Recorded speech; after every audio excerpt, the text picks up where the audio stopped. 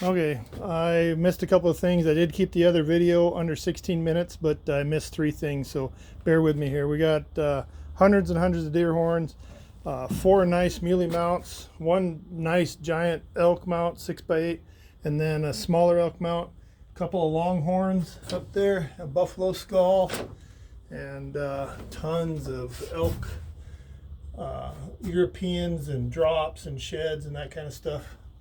So you don't want to forget that. All right, I'm going to pause you and go across the parking lot, and we have two other things. Bear with me here. Okay, so we got a Hyster forklift here. A pretty newer machine. He bought it. Was never happy with it. Bought it out of Illinois and had it shipped in here.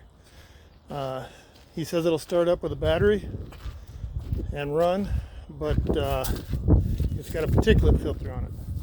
So it plugs up, and he doesn't want to mess with it. And the only person who can unplug it is a Hyster dealer, has the deal to go in there and unplug it. So it needs a bypass. Anybody that's dealt with these particular filters knows as soon as you take them off, they run great after you get rid of them. It's not a big deal. It's just right there. Pretty simple to get to.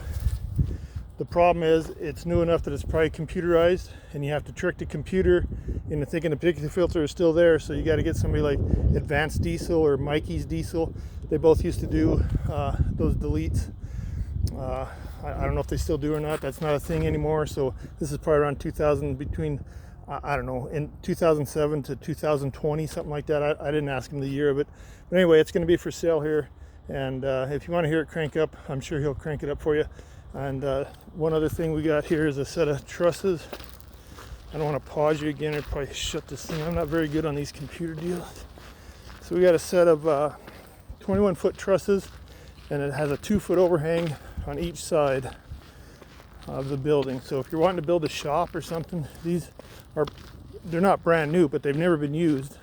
He ordered them and then never used them. I believe there's 13 trusses and 2 gables. And I just measured them. You can see here there's a 2-foot overhang, and then from right here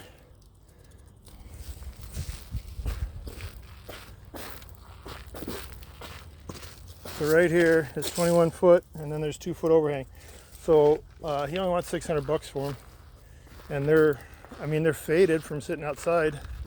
But if you wanted to build a shop or something, I mean, there's $3,000 or $4,000 worth of trusses here. They're very expensive. So you could just make a building to fit this set of trusses. They're for sale here at this weekend. Hope to see you at the sale. Have a great day.